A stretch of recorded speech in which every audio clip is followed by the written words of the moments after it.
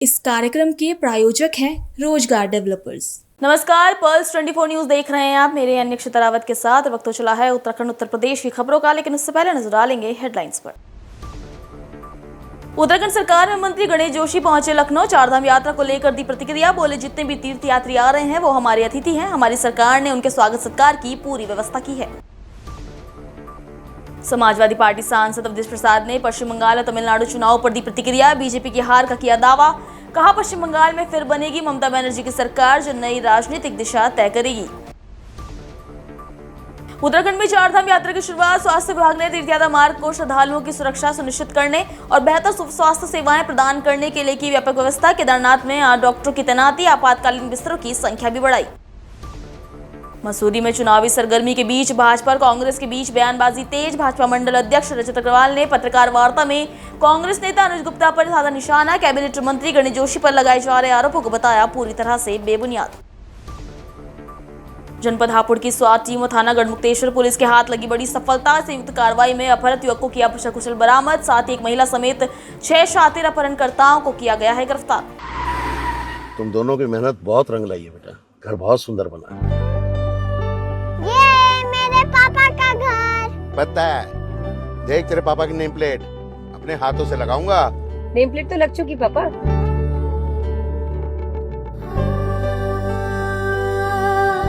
असल मेहनत तो आपने किया पापा, मुझे इस काबिल बनाने के लिए। वो जिंदगी भर किराए के मकान में रहे, लेकिन तो आज ये घर मेरा नहीं, ये है मेरे पापा का घर।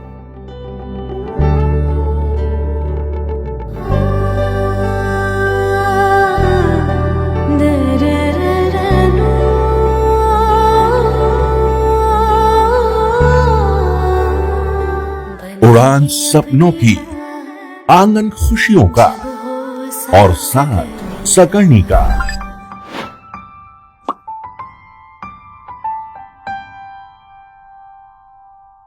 60 वर्षों से आपके साथ मनोरंजन और संस्कार का संगम, जाह्नवी मैगजीन। चलिए अब देखते हैं खबरें विस्तार से। उत्तराखंड सरकार में मंत्री गणेश जोशी लखनऊ पहुंचे, जहां उन्होंने कहा कि हमारे में जितने भी तीर्थयात्री आ रहे हैं वो हमारे अतिथि हैं। हमारी सरकार ने उनके स्वागत सत्कार की व्यवस्था की है। मैं रुद्रप्रयाग जिले का प्रभारी हूं। केदारनाथ में व्यवस्था की समीक्षा की है। इस बार यात्रा के सारे रिकॉर्ड टूटने वाले हैं। पिछली बार 50 लाख से अधिक श्रद्धालु यहाँ आए थे और इस बार इसकी संख्या 60 लाख से अधिक जाने वाली है। देखिए, हमारी सरकार, हमारी संस्कृति अतिथि देवो भव, जो हमारे राज्य में आता है वो हमारा अतिथि होता है। और आज जितने तीर्थ यात्री आ रहे हैं हमारे अतिथि हैं, उनके स्वागत सत्कार की पूरी व्यवस्था हमारी सरकार ने की है। मैं खुद रुद्रप्रयाग जिले का प्रभारी हूँ। केदारनाथ उसमें आता है, मैंने उसकी समीक्षा खुद की है। हमने 20 तारीख तक सारी व्यवस्थाएं चाक चौबंद की है, चाहे स्वास्थ्य से संबंधी हो, सड़कों से संबंधी हो, आवागमन से संबंधी हो। माननीय मुख्यमंत्री जी उसकी मॉनिटरिंग कर रहे हैं। इस बार यात्रा के सारे रिकॉर्ड टूटने वाले हैं। पिछली बार 50 लाख से अधिक श्रद्धालु यहाँ पर आए थे और इस बार इसकी संख्या 60 लाख से अधिक जाने वाली है। और मैं एक बार फिर सभी तीर्थयात्रियों का उत्तराखंड सरकार की ओर से, अपनी ओर से अभिनंदन करता हूं, स्वागत करता हूं। समाजवादी पार्टी सांसद अवधेश प्रसाद ने पश्चिम बंगाल और तमिलनाडु चुनाव पर अपनी प्रतिक्रिया दी है और कहा कि मतदाताओं में बेहद उत्साह देखा गया। निश्चित रूप से भाजपा का सफाया होगा। पश्चिम बंगाल में ममता बनर्जी रिकॉर्ड मतों से जीतकर फिर से सरकार बनाएंगी। हालांकि भाजपा ने उन्हें हराने का कोई हथकंडा नहीं छोड़ा। गुजरात से लोग पश्चिम बंगाल गए, लेकिन इन सबके बावजूद भाजपा बुरी तरह हारेगी और ममता बनर्जी की जीत देश में एक नई राजनीतिक दिशा तय करेगी। पश्चिम बंगाल और तमिलनाडु में मतदाताओं में बहुत उत्साह देखा गया। निश्चित तौर से भारतीय जनता पार्टी का सफाया होगा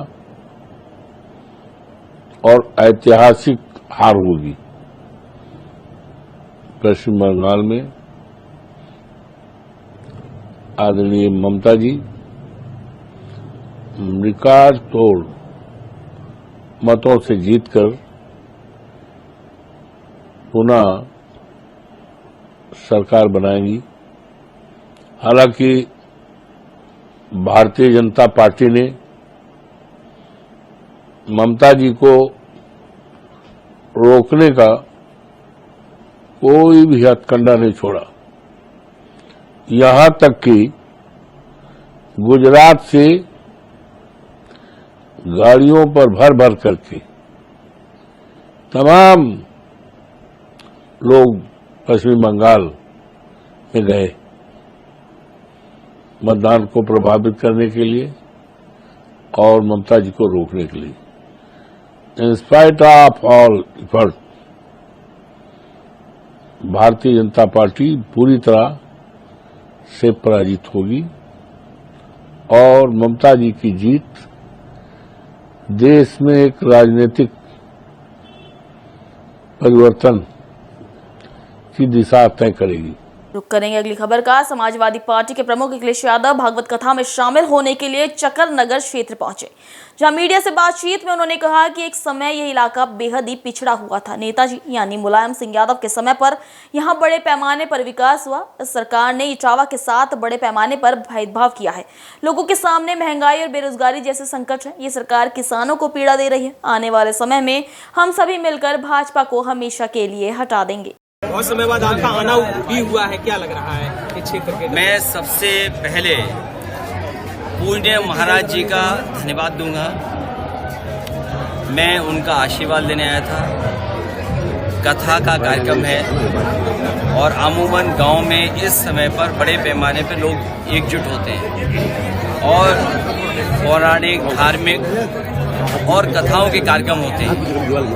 बहुत सारी जानकारी जो आध्यात्म की है उसको सरल भाषा में कहानियों के रूप में और भावनात्मक तरीके से लोगों तक जोड़ने का और जुड़ने का उन कथाओं के माध्यम से मौका मिलता है। धर्म का रास्ता न्याय का रास्ता है। धर्म का रास्ता खुशहाली का रास्ता है। धर्म का रास्ता कोई भेदभाव नहीं रखता है। उसी रास्ते पे चल करके आज 1008 पूज्य महाराज जी महामंडलेश्वर उनका आशीर्वाद लेने में पहुंचा। और ये इलाका बहुत पिछड़ा था। वो एक ऐसा इलाका था एक समय पर जहां पर ये माना जाता था कि इस इलाके में आने से आप सुरक्षित महसूस नहीं करेंगे। नेताजी समाजवादी पार्टी के समय पर बड़े पैमाने पर विकास हुआ और उसी का परिणाम ये है कि पुल बनना, सड़कें बनना, एम्बुलेंस गांव तक पहुंचना, पुलिस का 100 नंबर गांव तक पहुंचना, जानवरों के लिए इलाज के लिए वो पहुंचना।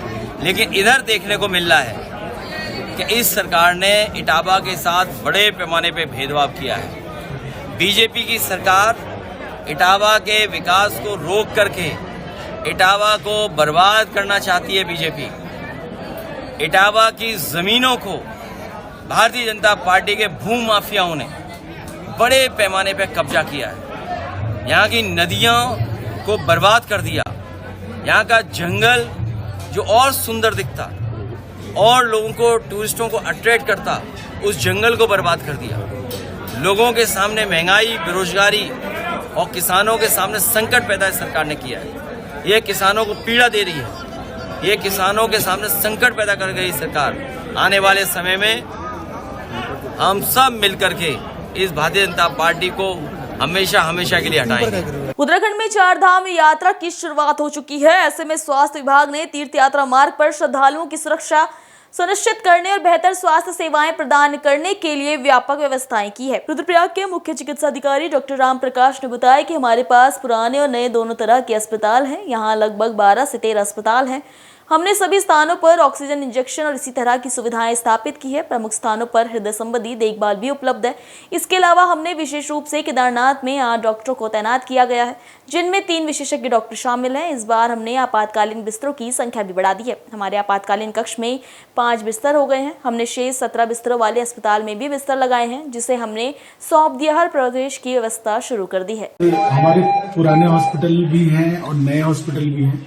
लगभग गौरीकुंड से लेकर के हमारे पास 12-13 चिकित्सालय यहाँ पे हैं। पैदल मार्ग पे 12 चिकित्सालय हैं, जिनमें लगभग सभी जगह पे हमारे पास चिकित्सक, पैरामेडिकल की टीम है। सभी जगह ऑक्सीजन, इंजेक्शन और ईसीजी, इस तरह की सुविधाएं हमने कर रखी हैं। बड़ी बड़ी जगहों पे, सभी जगह पे हमारे यहाँ कार्डियक की भी जो चिकित्सा देने वाली है, लोडिंग डोज, ईसीजी, इस तरह की व्यवस्था करी हुई है हमारे यहाँ। इसके अतिरिक्त केदारनाथ में विशेष तौर पर इस बार 8 चिकित्सक हमारे यहाँ तैनात हैं, जिसमें 3 विशेषज्ञ चिकित्सक हमारे यहाँ ड्यूटी कर रहे हैं। और इस बार हम लोगों ने इमरजेंसी बेड में बढ़ोतरी करी है, 2 बेड हमने इमरजेंसी के बढ़ाए हैं, 5 बेड की इमरजेंसी हमारी हो गई है। और बाकी के जो हम 17 बेडेड हॉस्पिटल हमने हैंडओवर किया है, तो बाकी के बेड भी हमने लगवा दिए हैं और उस पर व्यवस्था भर्ती के लिए भी हमने शुरू कर दी है। इसी प्रकार से जो पिछली बार की कई जो हमारे उपकरण थे, उनका हमने संचालन, ब्लड टेस्ट, एक्सरे, इन सारे उपकरणों का हमने संचालन शुरू कर दिया है। और हम जो सामान्य चिकित्सकीय सुविधाओं के साथ विशेषज्ञ चिकित्सा सेवाओं को भी हम दे पा रहे हैं, तो इस बार हम बेहतर कर रहे हैं पिछली बार से। मसूरी में आगामी चुनावों से पहले राजनीतिक सरगर्मियां तेज हो गई हैं। भाजपा के वरिष्ठ नेता सुनील उनियाल गामा के मसूरी दौरे ने सियासी माहौल को और ज्यादा गर्मा दिया है। गामा ने खुलकर मसूरी विधानसभा सीट से भारतीय जनता पार्टी के टिकट पर दावा ठोकते हुए अपनी दावेदारी भी पेश कर दी है। मसूरी से मेरा पुराना नाता है और समय समय पर मसूरी आता रहता हूँ। मसूरी में मेरा परिवार भी है, मेरे इष्ट मित्र भी हैं, समय समय पर जो है मसूरी आते रहते हैं। और इस कड़ी में ही जो है आज भी हमने कहा, आज हमारे पास शहर भर में वहाँ ज़्यादा कार्यक्रम नहीं थे, शाम की शादियाँ हैं, इसलिए आज हमने कहा वहाँ मसूरी में भ्रमण किया जाए, मसूरी में अपने इष्ट मित्रों से मिला जाए, तो इसलिए आज मसूरी का भ्रमण का है। पहले भी उनके पास भी हम गए थे, उनकी भी समस्या है और उनकी समस्या के लिए जो है जिला प्रशासन से और नगर पालिका अध्यक्ष जी से और यहाँ से भी इसका जो है प्रयास, इनका जो समस्या है उसका समस्या करने का समाधान करेंगे। इसके लिए मैंने उनको आश्वासन दिया है कि जितना हमारे से हो सकेगा हम करेंगे। अभी इस समय तो मुझे लगता है अभी सीजन का टाइम नहीं है, लेकिन जब सीजन में जो है मसूरी में सबसे ज़्यादा जो दबाव होता है वो ट्रैफिक का है। ट्रैफिक के लिए जो है अभी एक वैली ब्रिज और बन रहा है। अभी कल परसों ही माननीय मुख्यमंत्री जी ने उसका दौरा किया है और उसके बाद उस पर काम में तेज़ी आई है। तो ये है, बाकी जब तक यहाँ वैकल्पिक मार्ग नहीं बनेंगे तब तक समस्या का समाधान नहीं होगा। ऐसी पानी की भी समस्या है, ऐसी कई समस्याएं यहाँ हैं जो जिनका समाधान होना बहुत जरूरी है, क्योंकि पूरी देश दुनिया से लोग मसूरी में आते हैं और मसूरी में घूमने के लिए आते हैं। अगर मसूरी में घूमने आए और जाम में घंटों घंटों फंसे रहें तो ये अच्छा एक मैसेज लेके हमारे उत्तराखंड का अच्छा मैसेज नहीं जाता। इसलिए हमारी प्राथमिकता होगी कि यहाँ पर जो है उनको, जब वो यहाँ आ रहे हैं, घूमने के लिए आ रहे हैं, आराम करने के लिए आ रहे हैं, एंजॉय करने के लिए आ रहे हैं, तो वो जाम से उनको छुटकारा मिले। इसके लिए हम भी प्रयास कर रहे हैं, सरकार भी प्रयास कर रही है। और अभी माननीय हमारे प्रधानमंत्री जी आए थे तो उन्होंने वैकल्पिक मार्ग की भी घोषणा करी है। तो मुझे लगता है कि आने वाले समय में इस समस्या का भी हमें समाधान होगा। टिकट तो हमारा वरिष्ठ नेतृत्व ने तय करना है। भारतीय जनता पार्टी की जो हमारा केंद्रीय बोर्ड है, पार्लियामेंट्री बोर्ड है, हमारे मुख्यमंत्री जी हैं, हमारे प्रदेश अध्यक्ष हैं, और सबने तय करना है। मैंने भी जरूर जो है विरोध कर रहा हूँ कि हर किसी को मौका मिलना चाहिए। तो इस बार मौका जो है सुनील उनियाल गामा को चुना गया। मैं सभी से अनुरोध भी कर रहा हूँ और पत्रकार बंधुओं से भी मैंने अनुरोध किया है कि ये सीट जो है भारतीय जनता पार्टी की सीट है और भारतीय जनता पार्टी का जो भी लड़ेगा वो जीतेगा, और जीतेगा नहीं ऐतिहासिक वोटों से जीतेगा, ऐसा मेरा मानना है। भारतीय जनता पार्टी की सीट है, व्यक्ति की किसी की कोई सीट नहीं। भारतीय जनता पार्टी के टिकट पे चुनाव लड़े हैं और भारतीय जनता पार्टी से ही जो है, अगर आज हम हैं कल हम मेयर थे तो भारतीय जनता पार्टी ने हमें मेयर बनाया। ऐसे ही गणेश जोशी को भी जो है विधायक जो है, मंत्री जो है, भारतीय जनता पार्टी ने बनाया। भारतीय जनता पार्टी की सीट है, भारतीय जनता पार्टी का जो भी चुनाव लड़ेगा जीतेगा और ऐतिहासिक वोटों से। देखिए 2027 में जो है फिर दोबारा जो है भारतीय जनता पार्टी की सरकार बनेगी।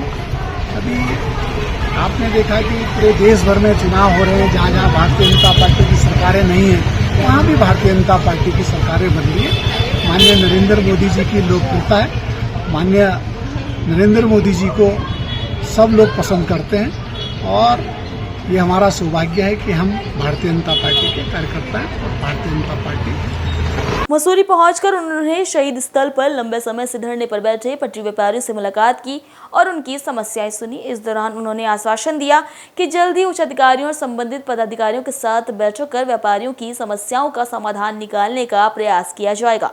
गामा ने कहा कि उन्होंने भाजपा से मसूरी सीट के लिए अपनी दावेदारी रखी है और उन्हें पूरा विश्वास है कि पार्टी उन पर भरोसा जताएगी। उन्होंने दावा किया कि मसूरी विधानसभा सीट भाजपा की मजबूत सीट है और यहां से जिसे भी पार्टी टिकट देगी वो भारी मतों से जीत दर्ज करेगा। उन्होंने दिल्ली देहरादून एक्सप्रेसवे के शुरू होने के बाद मसूरी में पर्यटकों की संख्या तेजी से बढ़ने की संभावना भी जताई है। ऐसे में शहर की व्यवस्थाओं को मजबूत करना जरूरी है। गामा ने बताया कि मसूरी गुरुकुल मार्ग को शुरू करने, वैकल्पिक सड़कों की तलाश और पार्किंग निर्माण को लेकर सरकार लगातार काम कर रही है। साथ ही उन्होंने भरोसा जताया कि 2027 में उत्तराखंड में भाजपा फिर से अपनी सरकार बनाएगी। मसूरी में चुनावी सरगर्मी के बीच भाजपा और कांग्रेस के बीच बयानबाजी भी तेज होती नजर आ रही है। भाजपा मंडल अध्यक्ष रजत अग्रवाल ने पत्रकार वार्ता में कांग्रेस नेता अनुज गुप्ता पर निशाना साधते हुए कैबिनेट मंत्री गणेश जोशी पर लगाए जा रहे आरोपों को पूरी तरह से बेबुनियाद बताया है। रजत अग्रवाल ने कहा कि मंत्री द्वारा जेल भेजने संबंधी बयान को तोड़ मरोड़ कर पेश किया जा रहा है, जबकि अनुज गुप्ता के ही पुराने बयान के संदर्भ में था। उन्होंने 2011-12 के एक मामले का जिक्र करते हुए दावा किया कि उस समय भी गणेश जोशी ने उनका सहयोग किया था। भाजपा नेता ने अनुज गुप्ता के पालिका कार्यकाल में अनियमितताओं के आरोपों का हवाला देते हुए कहा कि ये सब केवल राजनीतिक पब्लिसिटी के लिए किया जा रहा है। साथ ही कांग्रेस के हालिया कार्यक्रम में सदस्यता के दावों पर भी सवाल उठाए। अग्रवाल ने कहा कि मसूरी में भाजपा को विपक्ष से कोई बड़ी चुनौती नहीं है, बल्कि पार्टी अपने संगठन को और मजबूत करने पर ध्यान दे रही है। उन्होंने विपक्ष को चेतावनी देते हुए कहा कि बिना तथ्यों के आरोप लगाने से पहले सोचिए, अन्यथा करारा जवाब दिया जाएगा। ये प्रेस वार्ता जो है हमने भारतीय जनता पार्टी संगठन के रूप के द्वारा और एक अध्यक्ष के रूप में मैंने कही, खासकर जब कांग्रेस पार्टी और उनके साथियों द्वारा, अनुज गुप्ता द्वारा, हमारे माननीय मंत्री जिन्होंने 14 साल सेवा सिर्फ मसूरी विधानसभा की करी, इससे पहले वो राजपुर की करी, देहरादून के कैंट की करी, और उन पर ऐसे लांछन लगाना, ऐसे आरोप लगाना सरासर गलत है। सबसे पहले उन्होंने एक बात कही कि मुझे जेल भेज दो। जेल भेजने की बात कभी माननीय मंत्री गणेश जोशी जी ने नहीं करी। जेल भेजने का एक प्रस्ताव अनुज गुप्ता ने ही एक प्रेस की बैठक में रखा, जिसमें उन्होंने कहा कि अगर मैं गलत हूं तो मुझे जेल भेजा जाए। तो जब जेल भेजने वाली बात हुई और प्रेस के साथियों ने माननीय मंत्री जी से पूछा कि अनुज गुप्ता जी कह रहे हैं कि जेल भेजा जाए, तो माननीय मंत्री ने कहा अगर गलत करा होगा तो जेल जाएगा। तो मेरे ख्याल से एक सच्चा ईमानदार देश का सेवक, सरकार का एक देशभक्त मंत्री से अगर कोई ऐसी बात पूछेगा कि अगर कोई आदमी गलत करता है, मैं कल गलत करता हूं, मुझे आप जेल भेज दीजिए, मैं ये कह रहा हूं, तो उसी प्रारूप में माननीय मंत्री जी ने कहा। और इसकी साफ स्पष्ट बात मैं आपको 3-4 मुख्य बात बताना चाहूंगा। सबसे पहले 2011-12 का संदर्भ में आज आपको याद दिलाता हूं। अनुज गुप्ता के खिलाफ गैर जमानती वारंट हो गए थे, कुर्की के आदेश हो गए थे। माननीय मंत्री गणेश जोशी जी ने अनुज गुप्ता जी को बचाया। जब उनका तमाम परिवार मसूरी और देहरादून से उनके घर पे, उनके आवास पे जाकर पहुंचा, तो माननीय मंत्री गणेश जोशी जी वो थे जिन्होंने इसको जेल से बचाया, इसकी जमानत के लिए निवेदन करा आला अधिकारियों को, इसकी कुर्की रुकवाई। 5 वर्ष के कार्यकाल में जब अनुज गुप्ता जी अपना कार्य कर रहे थे, तो माननीय मंत्री जी ने कभी उन पर कोई ऐसा टिप्पणी या ऐसा कोई प्रयास नहीं करा कि वो जेल भेजा जाए। अगर वो तो कभी भी विधायक थे, सरकार हमारी थी भारतीय जनता पार्टी की, और अनुज गुप्ता जी द्वारा जो भ्रष्टाचार इतना करा गया, भ्रष्ट कार्य करे गए, उससे पूरा शहर जानता है उसको। उसके बारे में उसका विवरण देने के लिए मैं यहाँ नहीं आया हूँ। शहरी विकास निदेशालय द्वारा और शहरी विकास विभाग द्वारा 2 प्रमुख रूप से उनके खिलाफ एक पत्राचार शुरू हुआ, उनके खिलाफ कार्रवाई शुरू की गई। तो अगर माननीय मंत्री जी ऐसे द्वेष की भावना रखते हैं अनुज गुप्ता से, तो वो उसको जेल भिजवा सकते थे। अपनी मीडिया अटेंशन ग्रैब करने के लिए, इसको कहते हैं ना, इंग्लिश में बोल रहा हूँ, क्षमा चाहूंगा, मीडिया की नजरें अपने ऊपर लाने के लिए और बिल्लू थापली को घर बिठाने के लिए, मनमोहन सिंह मल जी को घर बिठाने के लिए, सोनिया आनंद जी को घर बिठाने के लिए, बोरा जी को घर बिठाने के लिए एक नए उम्मीदवार के रूप में वो कांग्रेस में आए, तो वो तो ऐसी टीका टिप्पणी करेंगे जिससे कि जो पार्टी का आला कमान है वो खुश हो जाए, पार्टी के जो उच्च अधिकारी है, उच्च नेता है, वो खुश हो जाए और अनुज गुप्ता को टिकट दे दे कांग्रेस का और वो विधानसभा में लड़ लें। पर उनके शब्दवाद, ये हसीन सपने पूरे नहीं होंगे। सम्मेलन में भीड़ कुछ नहीं थी, उससे अधिक भी तो हमारे कार्यक्रमों में होती है, आम कार्यक्रमों में। लेकिन जो उसमें कहा गया कि बहुत अधिक संख्या में भाजपा के कार्यकर्ताओं ने पार्टी ज्वाइन करी, सब झूठ है। कुछ एक आध दो कांग्रेस के कार्यकर्ताओं ने, आप पार्टी के कार्यकर्ताओं ने पार्टी ज्वाइन करी, और खास बात उस सम्मेलन की ये थी कि कांग्रेस पार्टी के कार्यकर्ताओं ने दोबारा से कांग्रेस की सदस्यता दी। वो कार्यकर्ता जो खुद ही कांग्रेसी हैं, जो उन्होंने एक दिन पहले ये कहा कि 1000 से अधिक लोग पार्टी ज्वाइन करेंगे, कांग्रेस पार्टी ज्वाइन करेंगे अनुज गुप्ता के साथ। मैं पूछना चाहता हूँ, 1000 की आप सूची दे दीजिए, आधार कार्ड के साथ हम भी देखते हैं। हम एक वास्तविक अंत्योदय में विश्वास रखने वाली एक पार्टी है, जिसने मानते हैं कि अंतिम छोर पर खड़े व्यक्ति की सेवा तत्परता से करेंगे और सच्ची भावना से करेंगे, ईमानदारी से करेंगे। जनपद हापुड़ की स्वाट टीम और थाना गढ़मुक्तेश्वर पुलिस को एक बड़ी सफलता हाथ लगी है। पुलिस टीम ने संयुक्त कार्रवाई करते हुए एक अपहृत युवक को सकुशल बरामद कर लिया है। इस मामले में एक महिला समेत 6 शातिर अपहरणकर्ताओं को भी गिरफ्तार किया गया है। पुलिस ने पकड़े गए आरोपियों के कब्जे से फिरौती के रूप में वसूले गए 7.5 लाख रुपए नगद बरामद किए। इसके अलावा उनके पास से अवैध असला और अपहरण की घटना में इस्तेमाल की गई एक बलेनो कार भी जब्त की गई। पुलिस की पूछताछ में मुख्य आरोपी सलमान और मसूद ने स्वीकार किया कि उन्होंने अपने साथियों के साथ मिलकर इस पूरी वारदात की योजना बनाई थी। आरोपियों ने युवक का अपहरण करने के बाद उसकी जान के बदले 25 लाख रुपए की भारी भरकम फिरौती मांगी थी। फिलहाल पुलिस अब इस गिरोह के अन्य आपराधिक इतिहास की भी जांच कर रही है। फाजिल सनाफ शरीफ जो 21 वर्ष का एक बच्चा था, और वो देवबंद से अपने घर के लिए गजरौला के लिए चला था और घर नहीं पहुंचा। इस बात की शिकायत उनके परिवार वालों ने गजरौला पुलिस से किया था, और गजरौला पुलिस ने उसकी लोकेशन लेकर के, लास्ट कॉल की लोकेशन लेकर के उन्होंने बताया कि घटना गढ़मुक्तेश्वर से रिलेटेड है, और तब इन लोगों ने हम लोगों से संपर्क किया था। हम लोगों ने अपनी टीम को लगा करके इस पूरे घटनाक्रम का अनावरण किया है, और आज हम लोगों ने इस घटना का पर्दाफाश किया है। इस घटना में 6 व्यक्तियों की गिरफ्तारी हुई है, जिसमें मोहम्मद सलमान और मसूद, जो इनके चाचा के मदरसे में पढ़े हुए थे, जो अपहृत है, ये 2 गिरफ्तार हुए हैं। उनके 3 अन्य साथी आकाश, राहुल और नीरज, इनकी भी गिरफ्तारी हुई है। साथ ही साथ एक महिला श्रुति उर्फ शिखा उर्फ जूली, जो राहुल त्यागी की पत्नी है, जहाँ पर अपहृत को रखे थे जिसके घर में ले जा करके, उसकी गिरफ्तारी हुई है। इन अभियुक्तों को गिरफ्तार करके जेल भेजा जा रहा है। फिरौती के रूप में वसूले गए 7.5 लाख रुपए भी पुलिस ने बरामद किए हैं। 2 अवैध तमंचा, 2 जिंदा कारतूस, 315 बोर का पुलिस ने रिकवर किया है।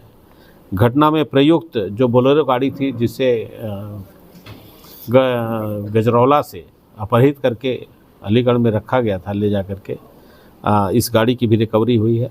इस तरह से इस पूरे गैंग का पर्दाफाश करके इनको जेल भेजा जा रहा है। उनके विरुद्ध कड़ी वैधानिक कार्रवाई कराई जाएगी। सर, कितने रकम की डिमांड की गई थी अपहरण के एवज में? इसमें 25 लाख रुपए की डिमांड की गई थी, लेकिन इनके परिजनों ने यह असमर्थता व्यक्त की, भाई मेरे पास इतने पैसे नहीं हो पा रहे हैं। तो जो पैसे इन्होंने दिए थे करीब 12.5 लाख रुपए, इसमें से 7.5 लाख रुपए की रिकवरी हुई है। एक व्यक्ति अभी गिरफ्तार होना शेष है, उसकी पुलिस तलाश कर रही है। सलमान और मसूद क्या इनके घरेलू मेंबर? सलमान और मसूद इनके चाचा जी का मदरसा चलता है, जो अपहृत व्यक्ति था उस मदरसे के पढ़े हुए छात्र थे। सर, अपहरण कांड में गिरफ्तार जो शिखा त्यागी है, कैसे इनके संपर्क में है, उसको क्या लालच दिया था जो उसके घर रखा? शिखा त्यागी और श्रुति उर्फ जूली, इसके 3 नाम हैं। ये राहुल त्यागी की पत्नी है। राहुल त्यागी चूँकि घटना का अपहरण करता है, और वो अपनी पत्नी की निगरानी में और अपने घर में ले जाकर के इसको बंधक बना के रखा हुआ था। इस मोहम्मद सलमान और मसूद, जो कि इनके मदरसे में, चाचा के मदरसे में पढ़े हुए थे, मुख्य प्लानिंग इन लोगों की थी। उनके मित्र थे आकाश, राहुल और नीरज। क्या इनका पुराना आपराधिक इतिहास भी है? अभी तक इनका कोई आपराधिक इतिहास पता नहीं चला है। हम लोग ट्रेस कर रहे हैं कि इनका अगर कोई आपराधिक इतिहास हो तो। अपहरण जो हुआ गजरौला से अपहरण हुआ, लेकिन गजरौला पुलिस ने ये हापुड़ पुलिस के पाले में गेंद डाल दी, तो इस पूरे मामले में गजरौला पुलिस की लापरवाही सामने देखने को मिल रही थी। निश्चित रूप से गजरौला पुलिस को संवेदनशीलता के साथ काम करना चाहिए था, और उत्तर प्रदेश सरकार की अपराध एवं अपराधियों के प्रति 0 टॉलरेंस की जो नीति है, उसका पालन करते हुए हम लोगों ने जब इनके परिजनों ने हम लोगों से संपर्क किया तो तत्काल बिना इस बात का ख्याल किए हुए कि ये घटना कहाँ की है, कैसे है, हमने पूरी टीमें लगा दी और FIR दर्ज करके कार्रवाई कराई। पुलिस टीम को कोई इनाम दिया जा रहा है? 25,000 रुपए का इनाम पुलिस टीम को हम लोग दे रहे हैं। आगरा में एक पीड़ित परिवार अपनी बेटी को इंसाफ दिलाने के लिए कलेक्ट्रेट पहुंचकर धरने पर बैठ गया। परिवार का आरोप है कि बैंक से जुड़े CEO, लोकल प्रमुख और शाखा प्रबंधन के खिलाफ गंभीर अनियमितताओं और धोखाधड़ी का मामला दर्ज होने के बावजूद अब तक कोई ठोस कार्रवाई नहीं की गई है।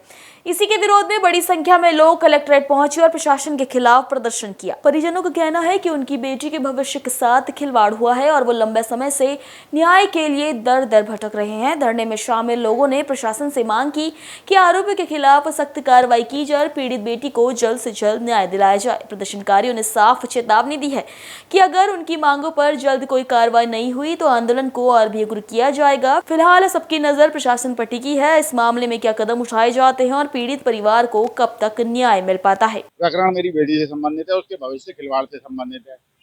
ये पूंजीपति द्वारा जो मतलब मध्यम वर्ग होता है उसे दबाने का प्रयास था। हम दबे नहीं, हमने न्यायालय की शरण दी और हमने जीत पाई। बेसिकली मुझे 51-52 लाख रुपए दिखाने थे। DC बैंक कुछ प्रभावशाली लोगों के द्वारा पूर्णतः इस राय को बना चुका था कि मेरी व्यक्ति के संग न्याय करना, उसे पढ़ने नहीं देना।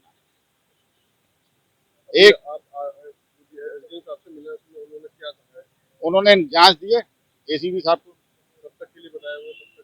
टाइम तो पुलिस देती नहीं है। मेरा नाम विनीता अरोड़ा है और मैं एक पशु सेवा की संस्था चलाती हूँ। AWVI रजिस्टर्ड है, कैसल जोन ट्रस्ट। और हम लोग जानवरों के विरुद्ध जो न्याय होता है या फीडर्स के विरुद्ध, जैसे एक RTI एक्टिविस्ट और सोशल एक्टिविस्ट विशाल है, वैसे ही मैं भी उसके साथ जुड़ी हूँ। और जो भी उसकी बेटी के साथ अन्याय हुआ, हमने वो पूरा प्रकरण अपनी आंखों से देखा है। किस प्रकार इसने उसकी पढ़ाई को आगे बढ़ाने के लिए पुलिस और प्रशासन से इतना प्रताड़ित होकर भी उसको आगे बढ़ाया। तो जिस प्रकार वो हर किसी के लिए खड़ा होता है न्याय के लिए, हम भी आज इसके साथ खड़े हैं और यही चाहेंगे कि पुलिस और प्रशासन हमारी बेटिया के साथ न्याय करे। तेजस्विनी के लिए जस्टिस। खबरों में इतना ही। अपडेट के लिए बने रहिए पल्स 24 न्यूज के साथ। नमस्कार। तुम दोनों की मेहनत बहुत रंग लाई है बेटा, घर बहुत सुंदर बना है। ये मेरे पापा का घर। पता है, देख तेरे पापा की नेम प्लेट अपने हाथों से लगाऊंगा। नेम प्लेट तो लग चुकी पापा।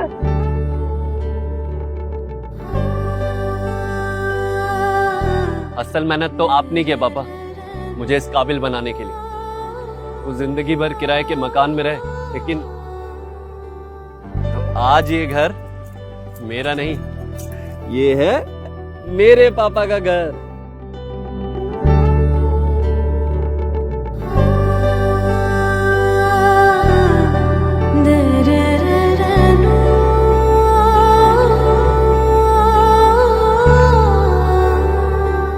उड़ान सपनों की, आंगन खुशियों का और साथ सकर्णी का।